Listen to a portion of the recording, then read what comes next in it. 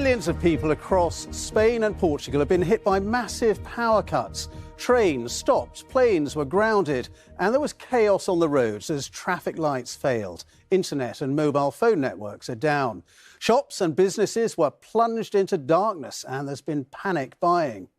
Well, it isn't yet clear what has caused the blackouts, but a cyber attack appears to have been ruled out. This report from Ellie Price. Tonight, it's not as dark as many had feared it could be, for this street in Madrid at least.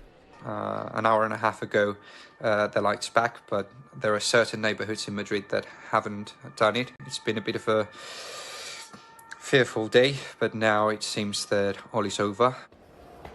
But earlier, this was the metro system in Porto.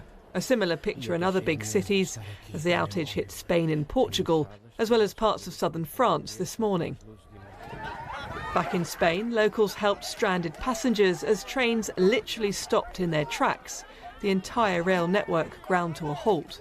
This one, midway between Seville and Madrid. Everyone's sort of been so nice, and anytime anyone's got any food or water, they share it around everyone. So that's been really nice, just kind of that kind of community feeling. For those who chose to drive, more misery. This is what happened as soon as the traffic lights stopped working. The centre of Madrid quickly grinding to a standstill. I don't understand anything. I just don't know who to turn to. My daughter's in Barcelona about to give birth. We're going to miss the train to get there and see her. There were flight delays, cancellations and frustrations in both countries, though Lisbon Airport was the worst hit. Currently expecting to have to stay in Lisbon overnight, but I have no idea if I can actually even book a hotel because currently places can't take any payment. Lack of phone signal quickly became problematic for everyone, with businesses shutting up shop, unable to keep the lights on or take card payments, which then meant people rushed to take out cash. Where retailers could stay open, shoppers came to get what they could, the shelves emptying quickly in some areas. Is it bothering you like this? Play was suspended at the Madrid Open, including for Britain's Jacob Fernley, as a camera got stuck in the way and the electronic line judges and scoreboard stopped working. It didn't affect American Coco Gauff powering through to the quarter-final, though, but it did ruin her post-match interview. Maybe I just need to not get a lot of sleep. When the mic and sound system went off. The rest of the day's action at the tournament was called off. Spectators had to leave in the dark. The Portuguese government has ruled out a cyber attack, but tonight Spain's Prime Minister said all causes would be investigated as he asked people to only use their mobile phones responsibly. Telecommunications are now at a critical moment. It may be a few hours until we can fully recover electricity, and therefore we need to make short calls and only use the emergency number if it's really necessary. Things may be starting to look a little more normal for some, but tonight the Spanish government says less than half of the country's energy demand has been recovered. Portugal's main power operator has said it could take a week to return to full normality. Ellie Price, BBC News. Yeah, just to say, in the last few minutes, we've heard from the Spanish Prime Minister, who said 50% of power there has now been restored, and energy companies are reporting that supplies are getting back to normal in parts of Portugal as well. But today's events do raise questions about the vulnerability of power grids in modern nation states and about whether anything like that could happen here in the UK. Well, to answer some of those questions, here's Daniel Sanford, who joins me now.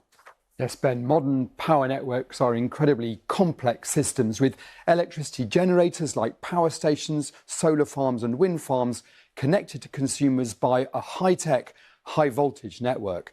But in the 21st century, electricity grids are more vulnerable than they were because of the risks from cyber attacks, extreme weather caused by climate change, and the lower resilience of new ways of generating electricity like wind and solar.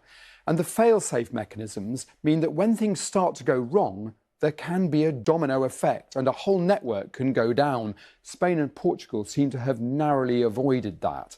And restarting a network from zero generation, what's called a black start, can take several days. And our reliance on electricity means that, as we've seen in Spain, traffic lights, petrol stations, railways and airports quickly stop working. Cash points and payment systems can fail, leaving people without a way of buying food. And if the power cut lasts for more than a few hours, mobile phone networks, the internet and even the television networks can fail. Hospitals should keep working with their backup generators. This worst-case scenario would leave people without food or water and with no way of getting information about what to do. So although a massive power cut is very unlikely here, the risk is no longer zero, and according to the government's official risk register, the effect would be catastrophic. That's why 2 years ago, the government started encouraging households to keep an emergency kit at home, with a torch with spare batteries, a radio that works without mains power, and enough tinned food and water to last a few days. Ben. OK, Daniel, thank you very much indeed. And our Europe correspondent Nick Beak has just arrived in Madrid, and he joins me now on the phone because of the power situation there. Nick, just bring us up to date. What is the latest from there now? Good evening, Ben. Yes, I'm in a very eerie central Madrid where my journey to this place was really pretty much in the dark. Many, many lights are not on. You can see mainly police officers and flashing blue lights. The traffic lights that we've been hearing about today, they're still not functioning. In some streets, there is a flicker of light. And, of course, this was the day that the lights went out. And for some, I think, younger Spaniards, they weren't quite taken back to the dark ages, but this was a world they'd never seen before. No mobile phones working, contactless payments not available. And if I just describe the scene now, Ben, you've got hundreds of people that I can see. Many, I've spoken to a few tonight, people whose phones are dying, they haven't been able to recharge them. You get pockets of signal every now and then.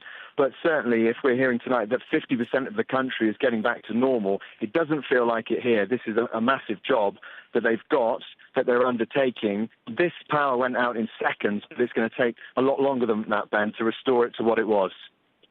Nick.